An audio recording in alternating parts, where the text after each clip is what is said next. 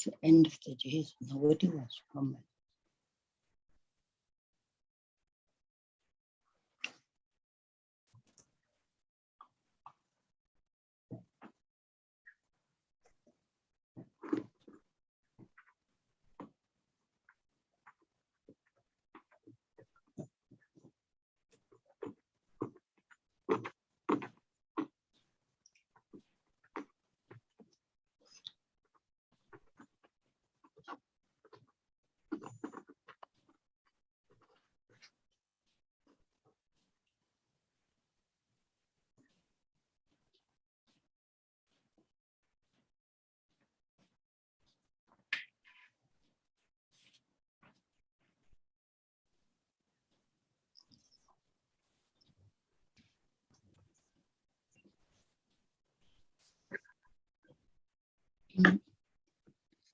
Firstly and good evening.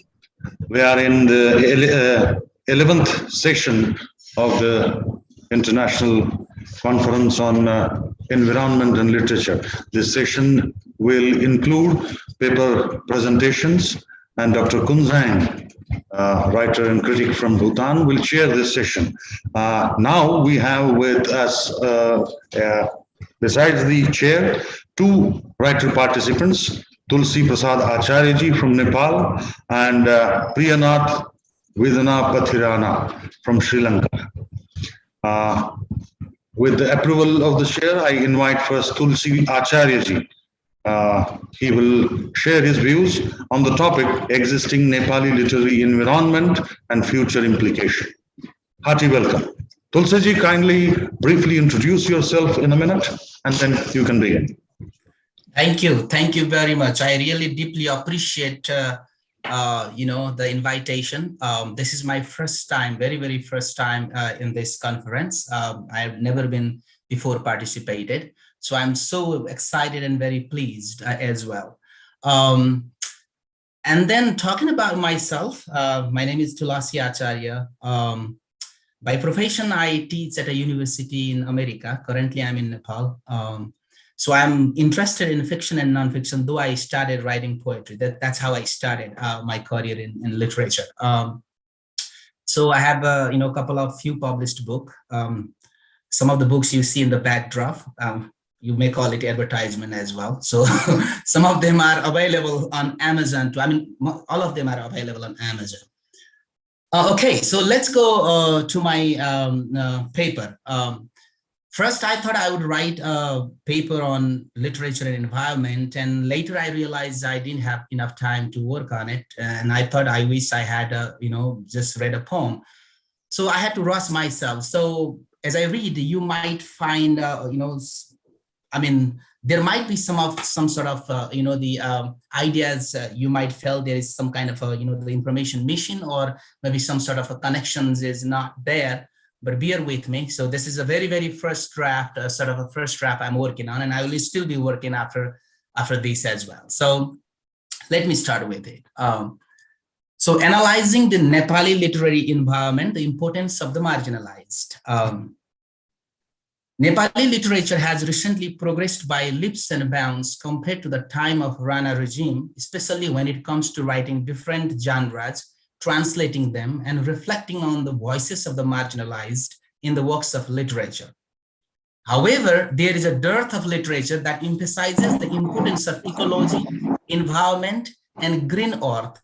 This all can also be addressed by addressing the conditions of the marginalized who are directly or indirectly attached to nature in their daily chores, from worshipping culture to observing rituals to harvesting of crops. Here, the marginalized means people who are subaltern, such as women, Dalit, and people from different ethnic and cultural backgrounds who are close to nature.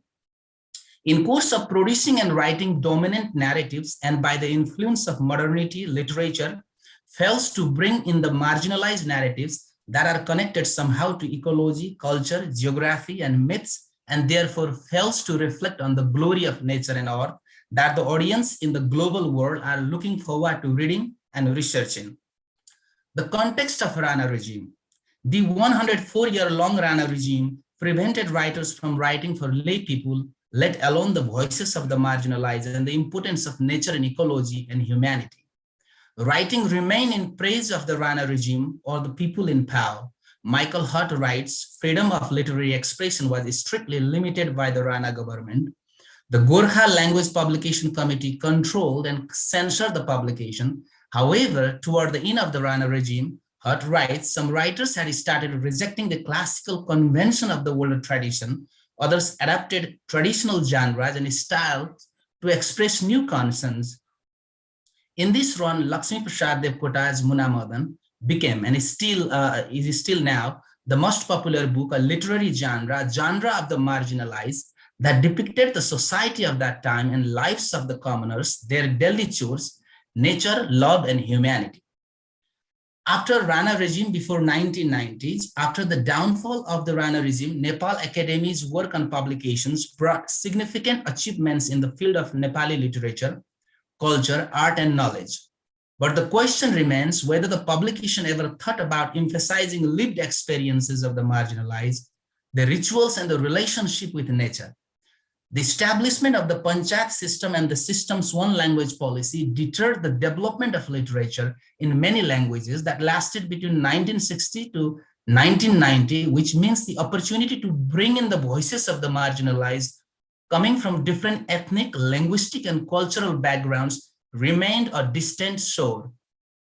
Although the literary environment during those times were hopeful, the writings hardly reflected on the voices of the marginalized and their rituals and cultures. Current literary environment. The current literary writing compared to the past is more open, decentralized, and multivocal that bring in the importance of the culture of the marginalized and their rituals and practices that have some close affinity with nature and earth. For example, Rajan Mukherjee's Madan Prize winner Damini Veer is what we might call in Mikhail Bakhtin's word polyphonous, meaning the noble houses voices of the marginalized and their culture, rituals, and practices. The novel decenter the center and the traditional form of writing fictions. Similarly, Binathing Tamang's collection of his stories Yambunera, meaning near Kathmandu, highlights the voices and the lived experiences of the marginalized. Also, Amar Neupane's Setu Dharti, meaning white earth, can be an epitome to reflect on the lived experiences of the marginalized women in the past that younger generation of today need to know. In the same token, one can take many other fictions that speak the voices of the marginalized, such as Syam Shah Pather, or Nayan Raj Pandey Ular, or Krishna Abiral's Kariya, or Saraswati Pratiksha Nathia, or Nilam Karki Niharika Yogmaya, or Mahesh Paudal's Aparichit Anuvar, and many more.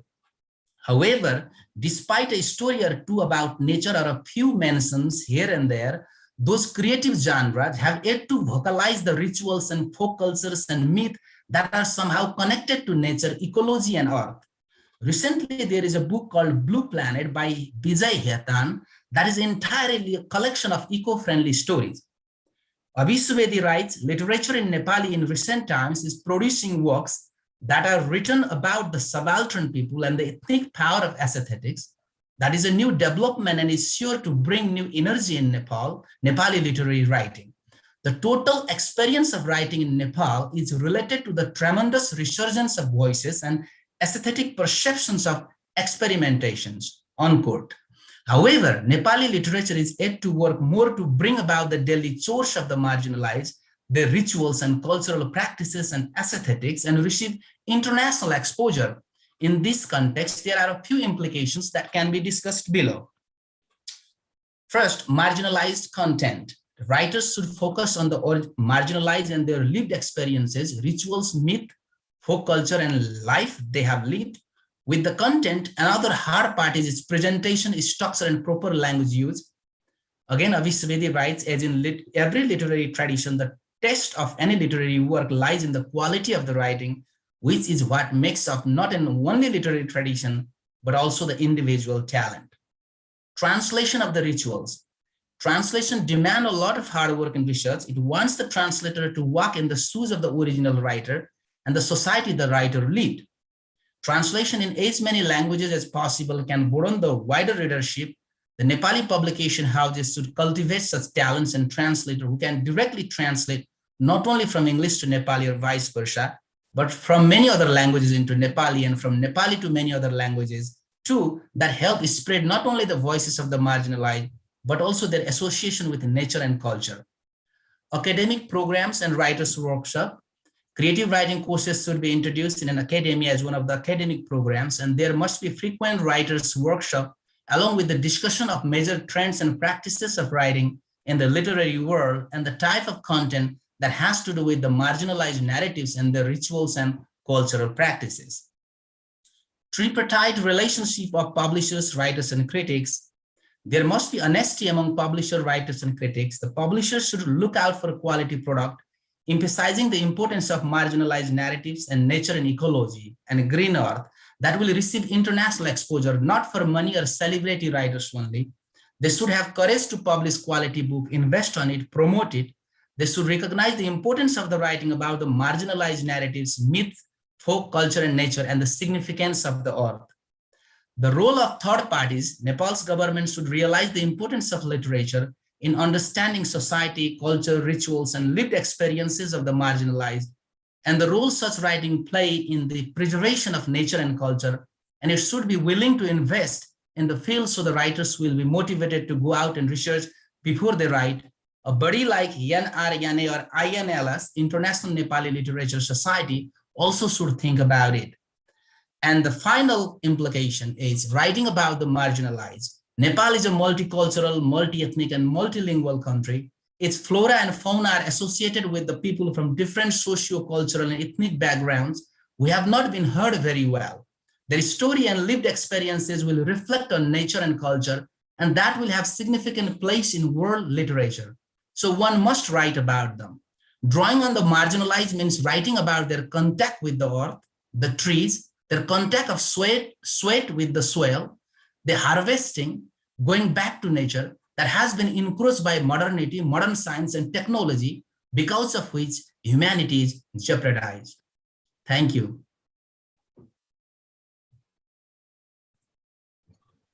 Thanks a lot, Tulsi. So brilliantly presented. Thank you. Could we now invite Priyanath ji, our dear writer from Sri Lanka? He will share his views on art, photography, cinema, literature as tools for environment sensitization. Hearty welcome, Priyanath ji. Thank you. As Mr. Acharya, this is also my first time in this conference. And also, if I introduce myself, I'm Priyanath Danapatrana. By profession, I'm a screenwriter. And I also teach in a few universities and institutions regarding filmmaking and screenwriting. Since I'm a aspiring filmmaker and also a screenwriter, I love cinema. So you may find my paper a little bit biased to the cinema. So please bear with me. Okay. According to us, we humans are the most intelligent species on planet Earth. And yet, we still manage to wipe out a significant number of species from the face of Earth, including 25% of mammals, more than 40% of amphibian species, nearly 33% of sharks, and 25% of plant groups. Since the 16th century, more than 680 vertebrate species went to extinction because of our arrogant and selfish behavior. Not only we are making the world impossible to other species, but we are also making our own home impossible to us. The latest documentary on Netflix, Breaking Boundaries, The Science of Our Planet, indicates that planet Earth is teetering dangerously close to a tipping point where it is impossible to turn it around. Global warming is making a huge impact on every living thing on Earth. Global air and ocean temperatures are rising, oceans are acidifying, and ice caps are melting. The sea level is rising and natural disasters are occurring more frequently and more intensely. With the rate we are going, the world we know will just be a memory soon. Background: cinema for social transformation. In 1920s, Soviet filmmakers used their art to plant communist ideology in people's mind. Films like Battleship Potemkin were shot in public transportation, public gathering places with the support of their government. The Soviet authorities themselves certainly regarded cinema as being ideally suited to be used as propaganda media. Lenin famously asserted that of all the arts, for us, the most important is cinema. Not only in Russia, but films have also often served as a tool of propaganda, given their unique ability to reproduce images, movement, and sound in an extremely lifelike manner. Any kind of art reflects society, and the art itself also reflects to the society.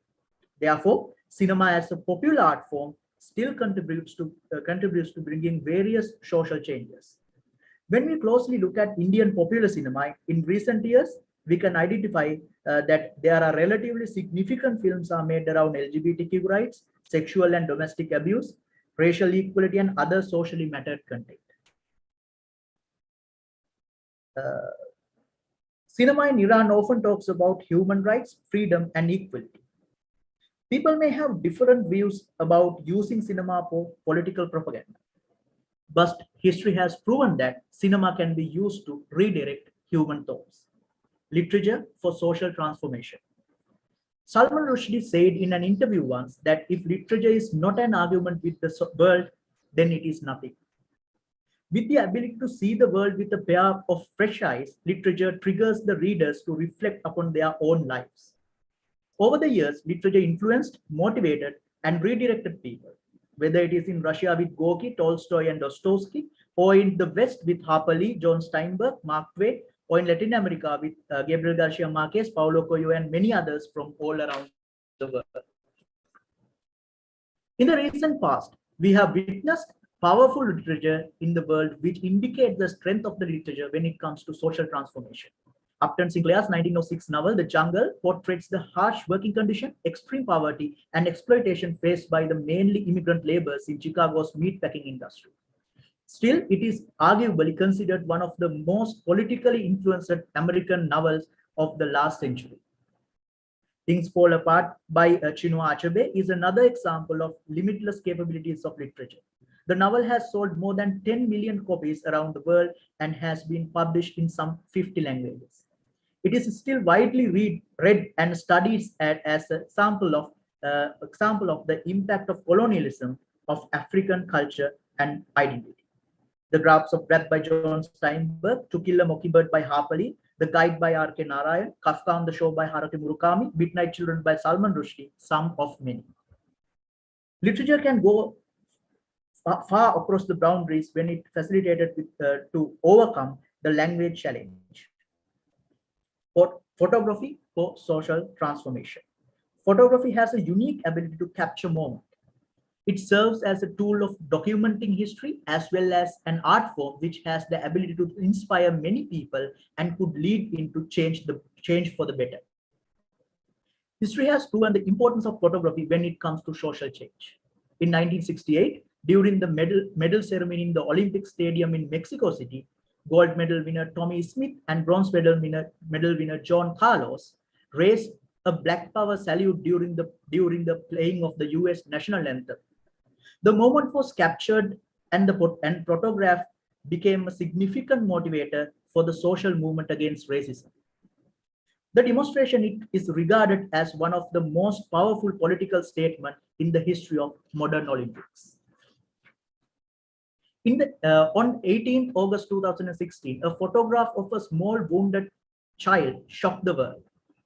5-year-old Oman Daknish was pictured in the back of an ambulance covered in dust and blood as the battle for the city of Ilepe continues to rage around him. The photo demonstrated the terrible consequences of war and became a part of anti-war movements all around the world. There are many examples of how photography can work as a motivator for social change and redirecting people.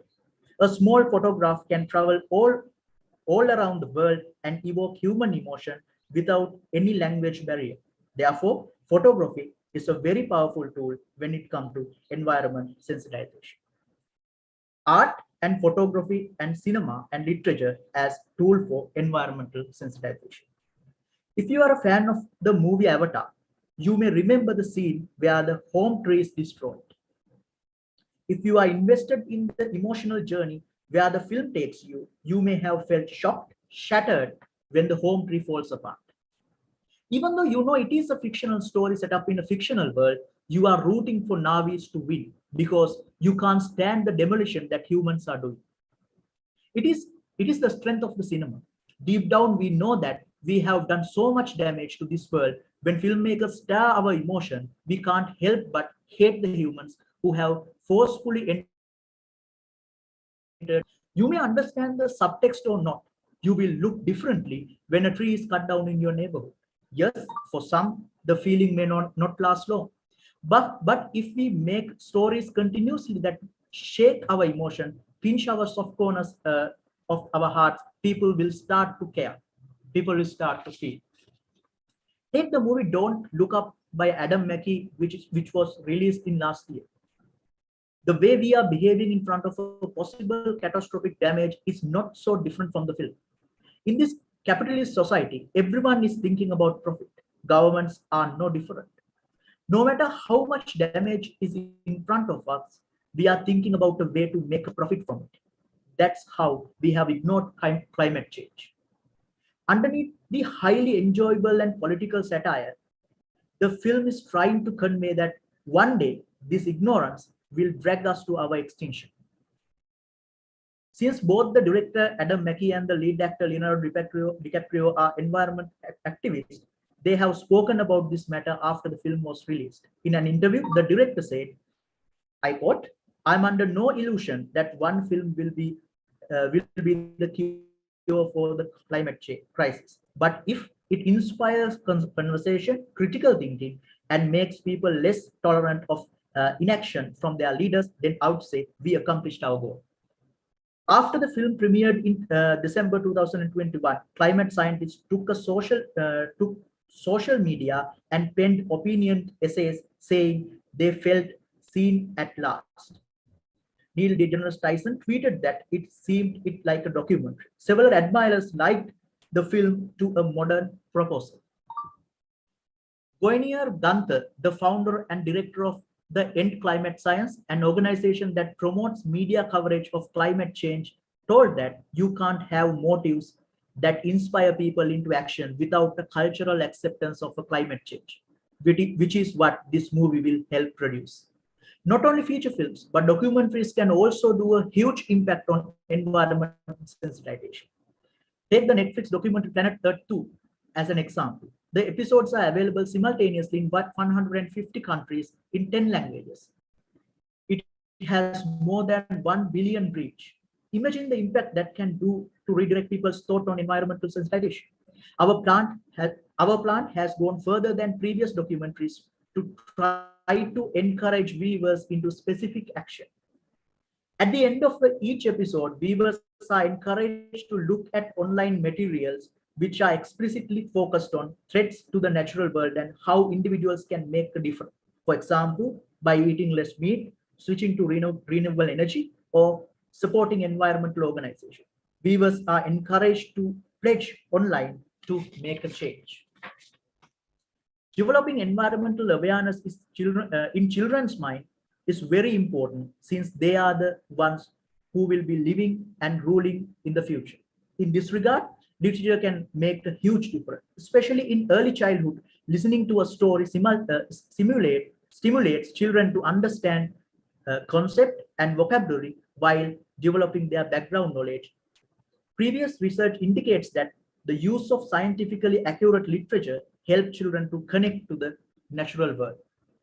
When it comes to adult, there are many examples of novels that made an impact regarding environmental awareness. The Drone World by J.J. Bollard is one example. Published in 1962, The Drone World ought to be recognized as one of the pioneering work of climate fiction. It foresees global warming and possible disasters in the future. Writing during the era we believe most fervently that the world was ours to mold and shape, Ballard warned us that it wasn't. The Overstay by Richard Powers, Slavage the Bones by James Gore, The Road by Cormac McCarthy, American War by Omar El Akkad are few of such literary works. When it comes to photography, it can expose environmental problems as nothing else can, and it can help get people to care. Nowadays, almost everyone has a smartphone. That means everyone has a camera in their hands. Mobile photography is becoming a huge thing all around the world. As I mentioned before, a photo can travel so far without a language or cultural barrier.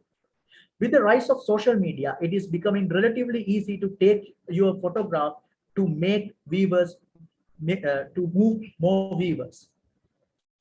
Using those interactive mediums like Facebook, Twitter, and other, you can start a conversation. You don't have to be published in a national magazine to make a difference. Local photographers can have a tremendous impact in getting their viewers to think about what is going on environmentally. Groups like International League of Conversational Photographers are starting to get photographs thinking environment and are also raising public awareness from the man on the street to heads of the state. It is true that we are quickly moving towards a tipping point. It is also true that we have tools, technologies more than ever to turn it back. Challenges. Even though using art, photography, cinema, and literature for environmental sensitization is effective, there are some challenges for that. The major challenge is the gap between awareness and action. We all like to see a scene of a jungle on a big screen. We all like to read about the comfort of the wet wind near a flowing river. We all like to look at a picture of a beautiful zebra in African jungle. It's all entertainment. But there is always a gap between caring for the environment and actually acting to protect it. If 50% of the people who watch Our Planet 2 came forward as an activist to protect the melting ice caps, it would made a huge difference. But they didn't. The other major challenge is the business of art. Whether we like it or not, filmmaking is a business as well as an art. People invest millions of dollars for films to make profit. Most of the producers will back off from project when it comes to controversy and political pressure. Commercial photography is also the same. Wildlife photographers will more often take photos of beautiful sceneries rather than depressing reality just because it can promote tourism and the money is there. Political authorities and huge multinational companies will always think about profit before thinking about anything else. When it comes to reading, research indicates that reading has been drastically reduced over the time. A survey of literary reading in America indicates that the percentage of adult American reading literature has dropped dramatically over the past 20 years. Less than half of the adult American population now reads literature. Writing good material which can evoke emotion, inspire, and motivate people is not enough. There should be an effective order to increase every form of reading. Conclusion. Art, cinema, photography, and literature can make a difference when it comes to environmental sensitization. But to make an actual impact, we need to do more as human beings. There should be a proper order to bring awareness to action. Motivation and care are not enough. We need to act and act really quick. Otherwise, the next mass extinction is not far away. Thank you. Thanks a lot, Priyananji, for your brilliant insights into the subject. Now I request the chair, Kunzang ma'am, to sum up as well as speak of environment and the Bhutanese farmers. Kunzang ma'am, please do unmute yourself first. Okay. Fine. So, good evening, everyone. It looks like we are a small gathering. At the end of the day, I guess everybody gets tired, so people have not, I think some people are missing. I would like to, first of all, welcome the newcomers, Priyanathji from Sri Lanka and Tulsi from Nepal. You're very welcome to this SARC BIMSTEC Writers Fraternity. I'm an old veteran here. I've been with this group for a long, long time. And I have looked to this group almost like family. And to Ajit, Kaur Ji, I am so grateful because it was through one of these conferences, in fact, I think one of the first ones, where I gave a presentation, and it was here at this forum that I met with my publisher. So my first book was published thanks to this forum. And so I feel this very strong bond with this very noble group. And Ajit Ji over the years has never spared any effort in bringing people from this SAARC, BIMSTEC countries.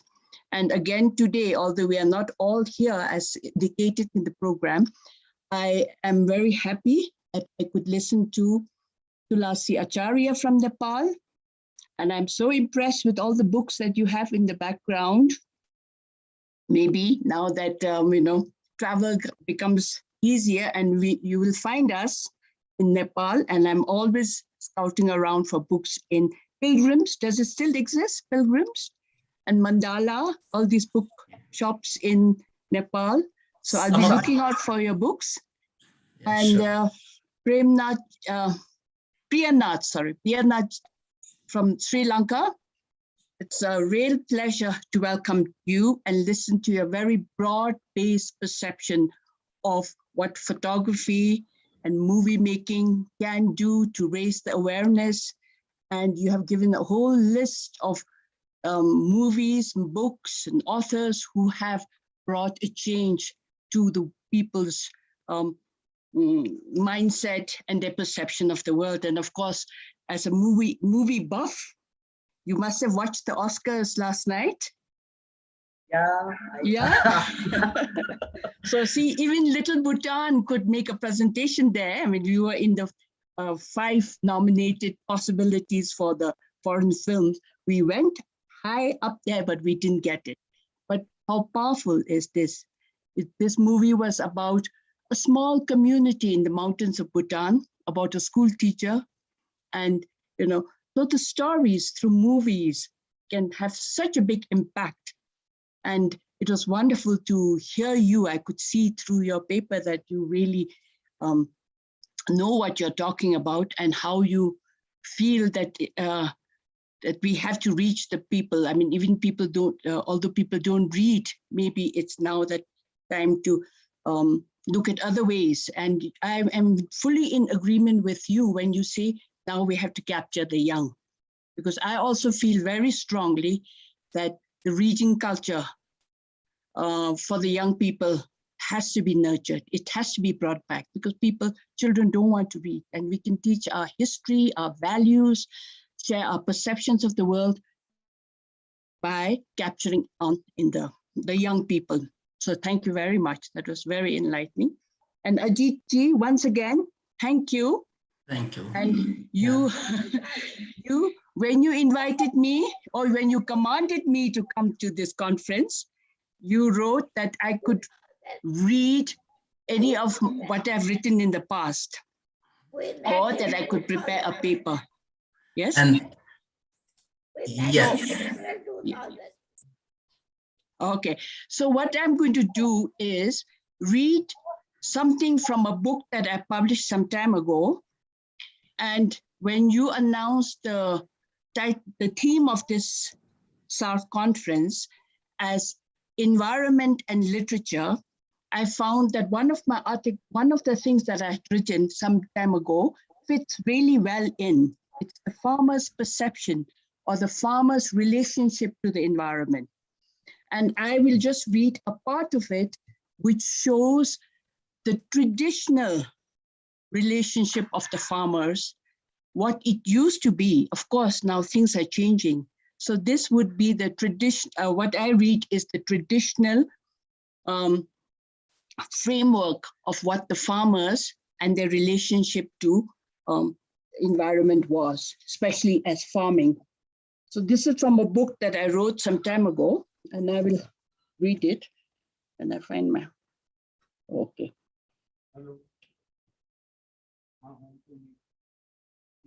The Buddhist principles of passion and non-violence, but all beings were perhaps largely responsible for the traditional Bhutanese population division into two broad groups: the farmers, who till the earth and produce the food, and the religious practitioners who opted to disassociate themselves from all sinful activity, including agriculture, and seek refuge in religion.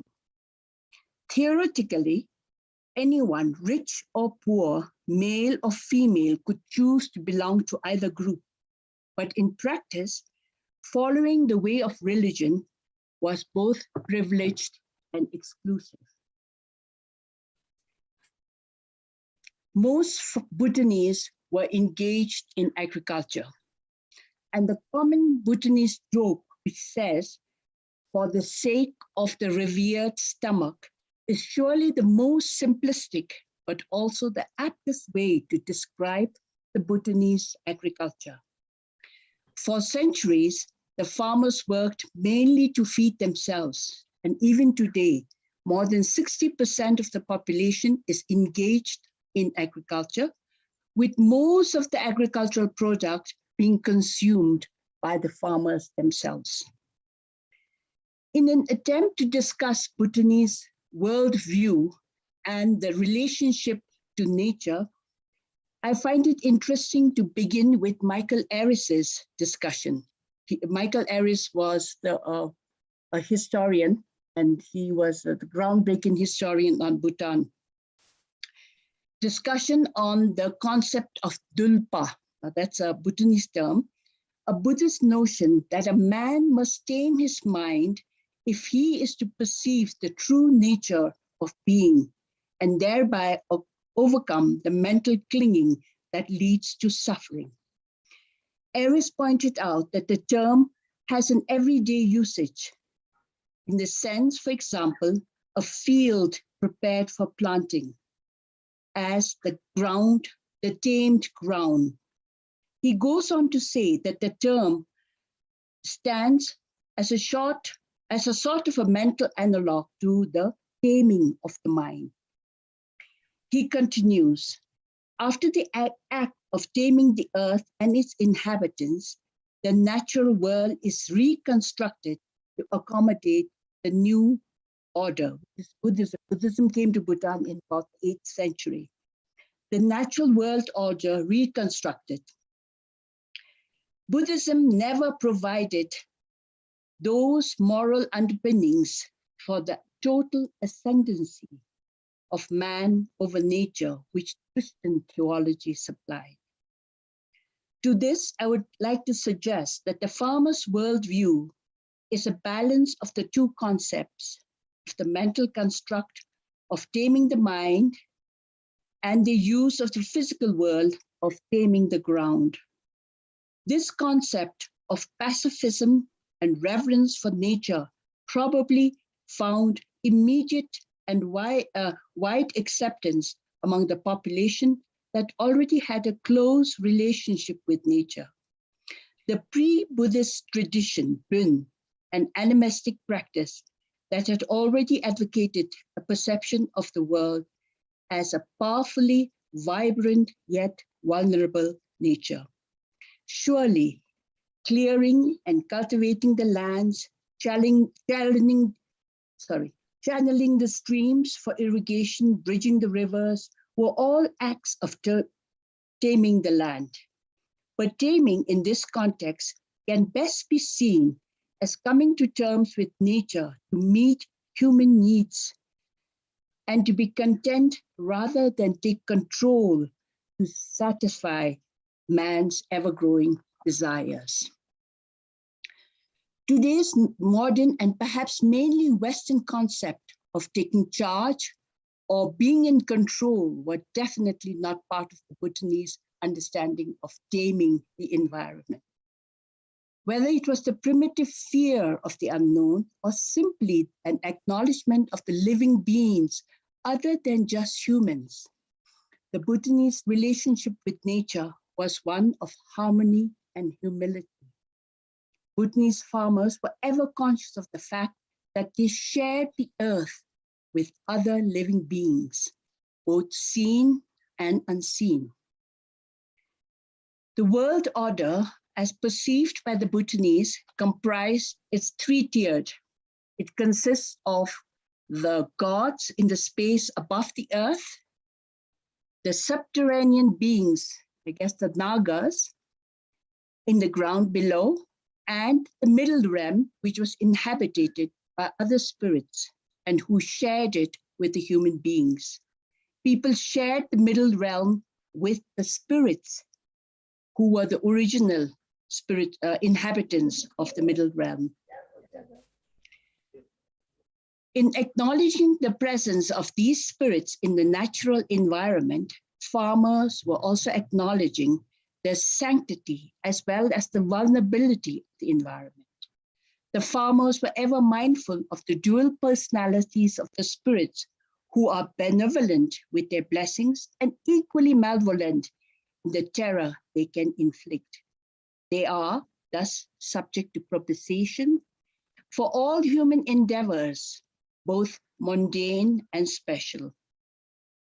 The farmers believe that if correctly understood, appreciated, and respected, nature will yield more than what is required for their sustained well-being.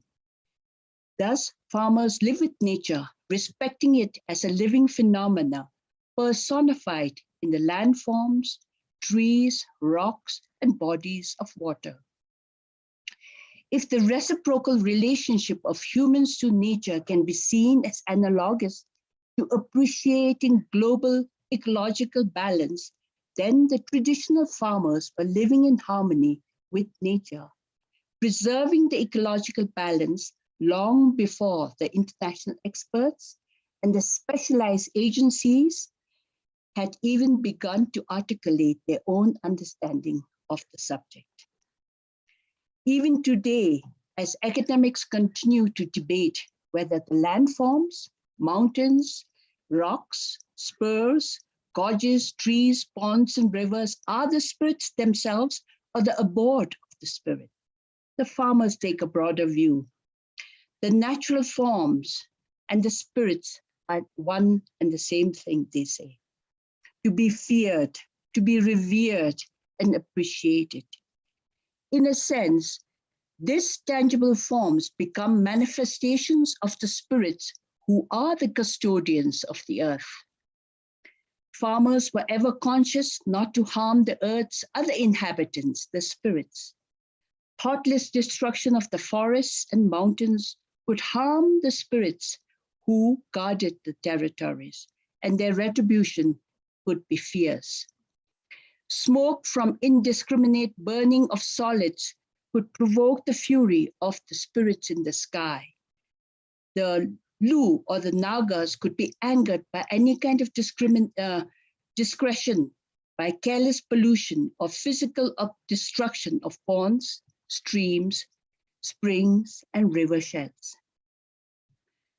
The uninterrupted practice of this code of conduct could have averted what today is civilization's main predicament, destruction of the ecological balance. Thank you so much. This is the traditional beliefs, but of course things are changing and we have to learn to cope and maybe go back to our traditional beliefs and find some kind of a balance. Thank you so much. Well done, well done. Thank you. Thank you. That's a great presentation. That's wonderful. Yeah. Great. Two very new and genuine presentations and two great words of encouragement. Unzang Man and Ajit Ma herself. Thanks to both of them first, and hearty thanks to Priyanath ji and Tulsi ji. Unfortunately, two of our friends, Mini Prasad ji from India and Mofidul Haq from Bangladesh, could not join in, but still the session seemed to be all-encompassing. Thanks a lot. Thank you. Thank you. Thank you. Thank you very much. And then I forgot to thank Ajit Kaur ma'am, and I really do appreciate. I'm very, very grateful to you for this opportunity, Ajit ma'am. Thank you so much. Thank you.